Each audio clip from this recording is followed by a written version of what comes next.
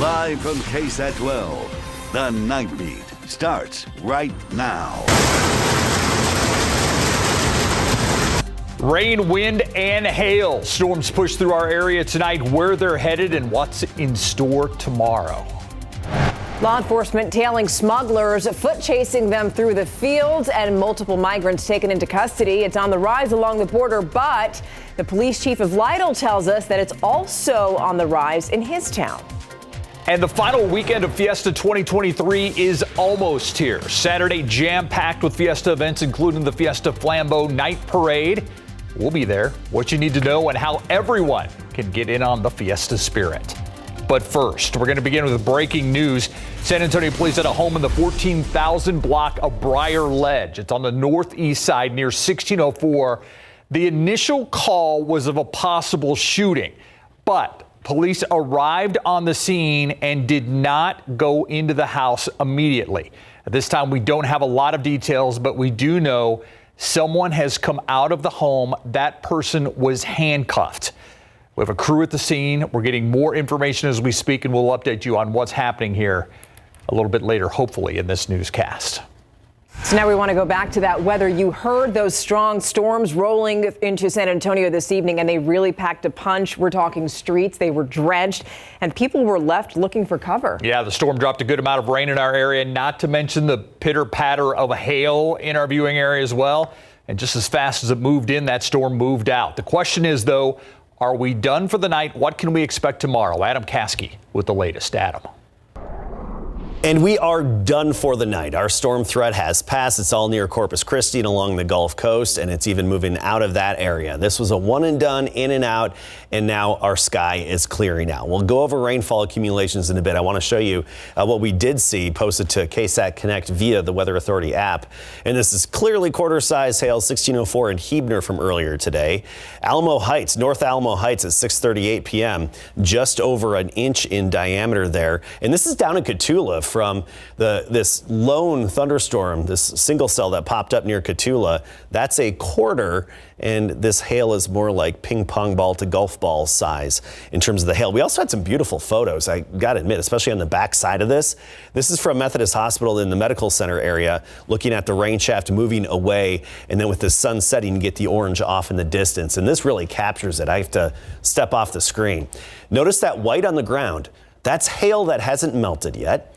Then we have lightning off in the distance with a bit of a rainbow. Numerous rainbow photos came in tonight on the backside of this storm. Now what we're transitioning to is non-thunderstorm wind gusts, 30 miles per hour. It's breezy out there. Remember, a cold front moved through, and that cold front giving us that stout wind out of the north. Most recent gusts, San Antonio, Kelly Field, and Stinson, all at 30 miles per hour. Prepare for this gusty wind the rest of the night and a good portion of the day tomorrow. Other changes are taking place. We'll talk about that along with how much rain fell and where in just a bit. All right. Thank you, Adam. Well, what happens at the border affecting those farther north? Lytle police have dealt with 5 migrant vehicle pursuits in just 1 week. And the night team's Patty Santos tells us what police are advising those in the rural areas to do. But I guess what's strange is, we're 132 miles from the border, so we're not I never considered us a border community, but when I see this happening, well, maybe we are a border community. We caught up with Lytle Police Chief Richard Priest just as he returned from a vehicle pursuit bailout, the 5th one this week. They stopped a car. I guess they ran off the interstate there and didn't wreck, though, fortunately, and they detained 7 Honduran nationals, and then the driver fled on foot, and that's what our resources went. Pursuits and bailouts involving migrant smugglers, it's a trend he's noticed in the last 6 to 8 months. This one last month, 12 migrants and a smuggler detained. Sometimes the bailouts are literally at their doorsteps. One of my officers, it went right in front of his house. The next 2 days later, they had one went right in front of his house here in town in a residential area. So it's a little different than we've never had that before. The 9 officers on his department are mostly there for support, but he worries about the increasing chances of injuries as they chase migrants through fields and creek beds. He's asking rural residents to help police by giving suspects fewer places to hide by locking their sheds and homes. We try to tell people, maybe you're going to need to harden up your location a little more, especially if you're on a 35 corridor. But we had 2 in town, so it wasn't real. So it really applies to everywhere. Patty Santos, KSAT 12 News. New on the Nightbeat, possibly homicidal. That's what San Antonio police heard this morning, which led to them looking for a man who was traveling to San Antonio. And that man wound up in a standoff with police. Now, that man was holed up in a car for several hours on West Commerce and Northwest 25th Streets. It all started when the man's family, who's from Virginia, called SAPD saying the man had made some concerning comments and that he may be armed. The family told police that they tracked his cell phone to the west side of San Antonio. Now, police pulled him over, but say that he refused to get out of the vehicle. But eventually, the man did surrender to police, and they took him in to interview him. Now, police say the man does not have any ties to San Antonio. A loss of money and time for ranchers. On 4 different occasions, livestock have been found shot to death. It's a crime that has the Bexar County Sheriff's deputies investigating and area ranchers understandably concerned. Deputies say back on April 12th, they received a report out of the Elmendorf-Lavernia area about cows being shot multiple times. The next day, deputies discovered 2 more shot dead, another one injured. Bexar County sheriffs say the incident, they're connected. They're not going to tell us how, but they're still investigating 2 other reports of livestock being shot and killed. Those living in the rural communities say the killings are heartbreaking and financially frustrating for ranchers losing cattle this way. Not our livestock, but it's our community, and seeing people go through that, it's not, you don't want that on anybody. It's almost like losing a dog or something like that, especially some of the work that these guys put into their fields and everything like that to keep their animals fed, healthy. Anyone with information about any of these incidents can call the Bexar County Sheriff's Office anonymously. The number's 210-335-6000. Now, the search continues tonight for 3 suspects accused of shooting a man during an argument at an apartment complex. Happened last night on the southwest side in the 3300 block of Roselawn Road. That's right near South General McMullen and Kennedy Park. San Antonio police say the victim was arguing with 3 men when someone pulled out a gun and shot that man in the shoulder. Investigators say the suspects then drove off in a sedan. The victim was taken to BAMC and is expected to recover. Now, in New Braunfels, a $140 million bond is on the ballot, and city leaders say that if voters approve it, street improvements and other projects can move forward. The proposed bond is broken down into 3 propositions. Prop A is the biggest of the 3 and would earmark a little more than $99 million to fix 6 streets and also improve some intersections and other streets around the city. The city's mayor says the work is necessary because New Braunfels keeps growing and they need to update the infrastructure. It's the widening of these streets is to handle the growth that we've had over the last 10 to 15 years. Okay, so now let's go to Prop B because that would use $12 million to improve Mission Hill Park by adding some parking, trails, and also an observation tower. And then the last proposition would be to build a new library for New Braunfels' east side. The mayor says that the bond, though, is not going to increase the city's tax rate.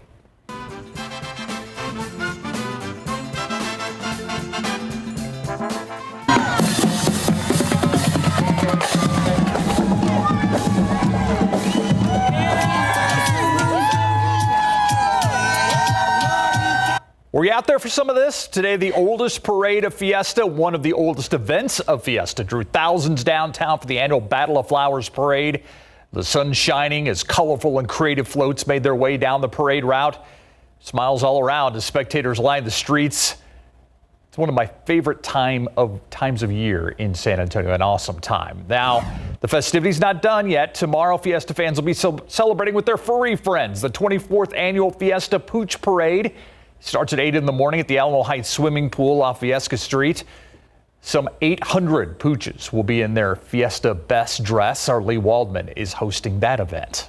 It's adorable. Now, over in downtown's historic King William District, more floats food and music, and the Fiesta spirit is going to be on full display for the King William Parade and Fair. Now, the theme this year is a story about Fiesta.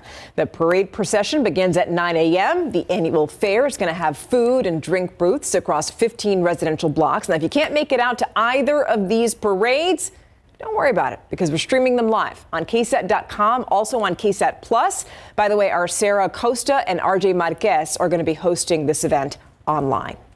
And then tomorrow night, we have the crown jewel of Fiesta events. Yes, the 75th annual Fiesta Flambeau night parade is set to illuminate the beautiful streets of downtown. San Antonio is going to celebrate this parade's Diamond Jubilee. About 750,000 people are expected to be there, so downtown is certainly going to be packed. But hey, if crowds aren't your thing, don't worry about it, because you can still watch all the excitement right here on KSAT 12. Steve and myself are going to be hosting the Fiesta Flambeau Night Parade from 7 to 11 o'clock tomorrow night. You can catch the parade on TV and also on all of our digital platforms, including our YouTube channel.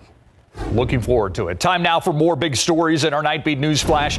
A man trying to cross I-35 killed in a hit and run. It happened early this morning, about 1:30 on the lower levels of I-35 north near downtown. Police said the man was trying to cross the highway.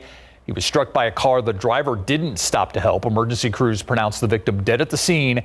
When found, authorities say that driver will be charged with failure to stop and render aid. American workers getting paid more. That's good, right? Well, it could push inflation higher. The Bureau of Labor and Statistics say workers were paid 1.2% more in the first quarter of the year compared to the previous 3 months. This is called the Employment Cost Index, and when businesses pay people more, they pass that on to consumers. That feeds inflation. Economists expect the Federal Reserve to raise interest rates by 1/4 point at its meeting next week. The CDC easing up on their COVID vaccine requirements for international travelers. Those getting on flights to the U.S. will now be considered fully vaccinated 2 weeks after getting a single dose of either the Pfizer or Moderna vaccines after August 16th, 2022. The updated travel guidance posted on the agency's website on Thursday. This comes as the CDC says those who were unvaccinated are now considered fully vaccinated after a single dose of the bivalent shot, which protects against more strains of the virus. And that's a look at your Nightbeat News Flash. Coming up, we're going to talk about a law that's more than 100 years old. It could be just the thing that anti-abortion activists need to ban abortion nationwide. So up next, we're going to take a look at that law. The Centers for Disease Control ending their system used to track COVID numbers since the start of the pandemic. The new method they're using to monitor the disease as the numbers continue to dwindle. You're also going to meet the candidate for the Leukemia and Lymphoma Society's Visionary of the Year. All right, our Nightbeat reporter John Paul Barajas spoke with him, and up next, he's going to tell you how cancer changed his life.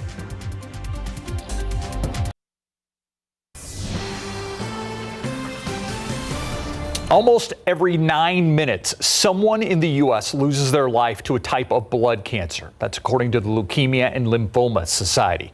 That statistic, one of the many reasons LLS advocating to raise awareness and funds. Night Team's John Paul Barajas sat down with one of the candidates for LLS's Visionary of the Year.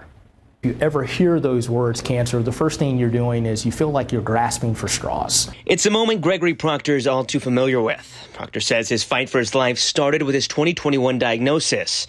Now cancer-free, his fight continues, but for other patients. Giving back is really about utilizing my voice to elevate how important it is to bring forth awareness. And primarily, those pillars that we try to support is based on research, patient education, and advocacy. Proctor's one of the 12 candidates for the South Central Texas region for the Leukemia and Lymphoma Society Visionary of the Year campaign. The goal? Raise as much money as possible. Last year, the region raised $1.8 million, and San Antonio finished third among major cities for donations. They've invested, roughly $29 million in saving lives and Texas institutes, and then to date, we've funded more than $1.5 billion in advanced treatments. He explains when he was diagnosed, he relied heavily on the educational resources and programs offered and funded by LLS. The organization also invests in life-saving research to help those who are diagnosed in the future. It could be you. It could be your brother, it could be your sister, it could be your mother. You just never know. John Paul Barajas, KSAT 12 News. So if you want to donate to Proctor or other visionary candidates, you can visit our website on KSAT.com because that's where we have a link to the Visionaries website. And by the way, the campaign runs through June 9th. You're about to hear less about how prevalent COVID is since the CDC ending its COVID-19 community level system. Starting back in February of 2022, it used a color system to indicate levels of COVID infection in cities across the country. This is set to end on May 11th. After that date, health departments won't be required to submit COVID numbers to the CDC. Instead, they'll rely on serious cases that require hospitalization to track the disease, similar to how they track the flu. Now, the latest battle in the abortion fight could come down to a 150-year-old law. This is called the Comstock Act. It passed in 1873. It bans the mailing of contraceptives, lewd materials, and drugs. Anti-abortion activists could use it to create a path to ban abortion nationwide, even in states where the procedure is legal. And they're hoping to end the availability of abortion medication, which facilitates the majority of abortions in the U.S. The law could also affect surgical abortions by restricting the shipment of the medical instruments that are used in that procedure. Take a live look outside right now, 10:33 at night, 62 degrees. All right, it was an impressive storm. Yes. But it moved through quickly. Yes, and it was just so loud.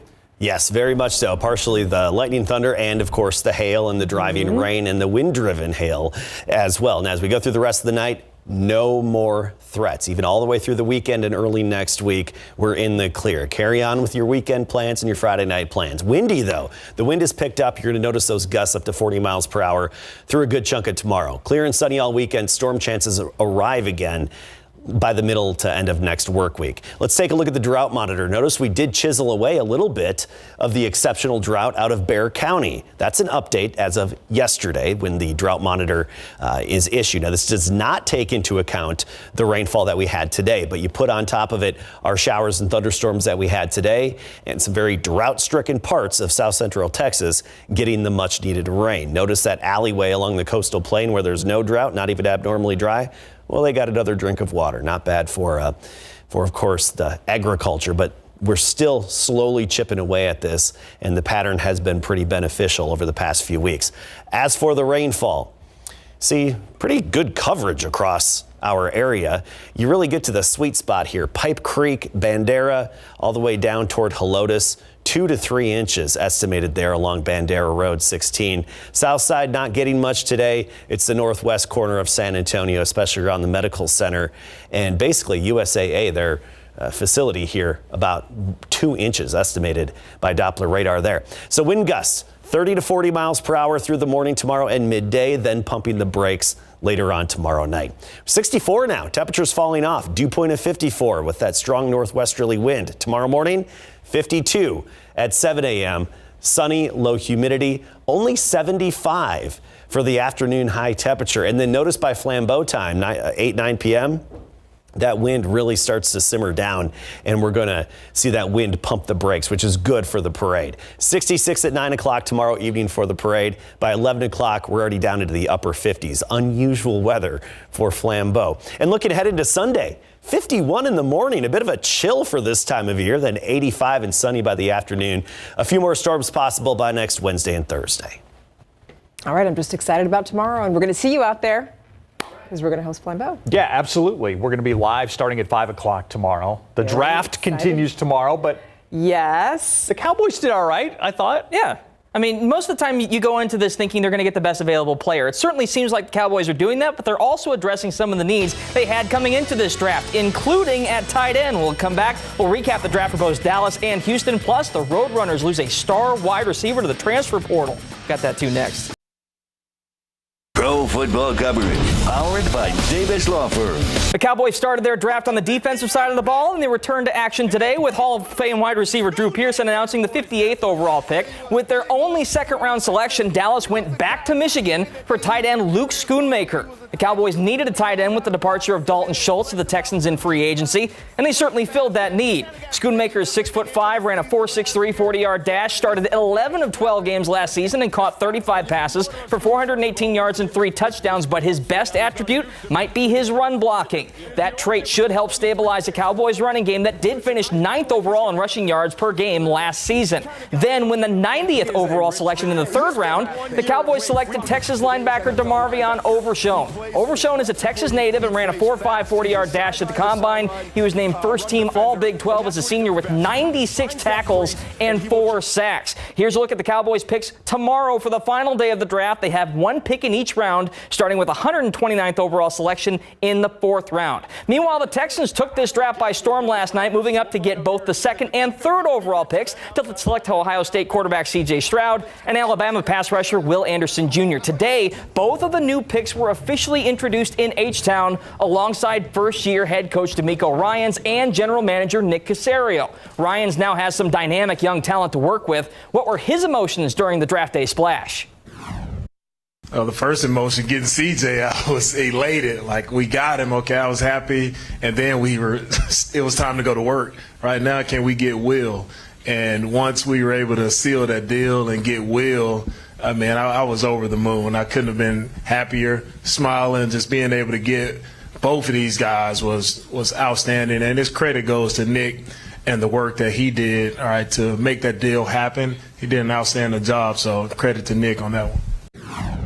Now, after trading up to get Anderson 3rd overall, the Texans entered the day without a 2nd-round pick, but that didn't last long. Houston traded up again, this time dealing the 65th, 188th, and 230th picks to Philadelphia to move up to 62 and select Penn State center Juice Scruggs. Scruggs has found success at every level of football so far and was named team captain this past season. He started all 13 games for the Nittany Lions at center.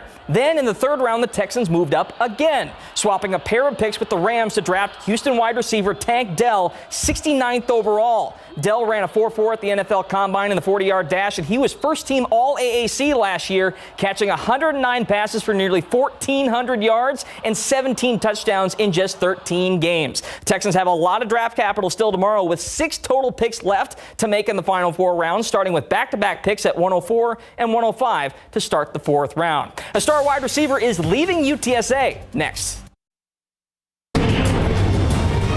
Tough news for Roadrunners fans. UTSA wide receiver Zachary Franklin has officially entered the transfer portal. Franklin is the Roadrunners' all-time leader in catches, receiving yards, and receiving touchdowns. He's also the only wideout in UTSA history to top 1,000 receiving yards in a single season, and he's done it twice in back-to-back years. Franklin always saved his best for last. He was the leading wide receiver in both of UTSA's Conference USA Championship games. Reminder, UTSA is transitioning to the American Athletic Conference and will open their season on September 2nd at Houston. That'll do for sports. We are back after the break.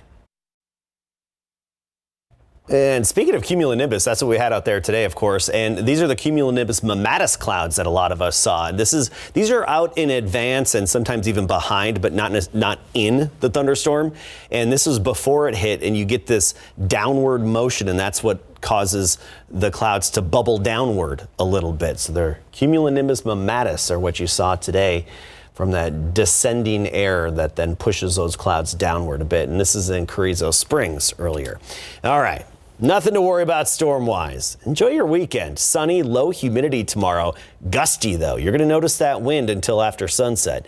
52 in the morning, 75 in the afternoon, 60s during the Flambeau Parade. We'll see you out there. Yeah, just bring a little sweater with you. We'll see you. Have a great night. We'll see you tomorrow. You'll bring a sweater. I'll bring long sleeves. Yeah.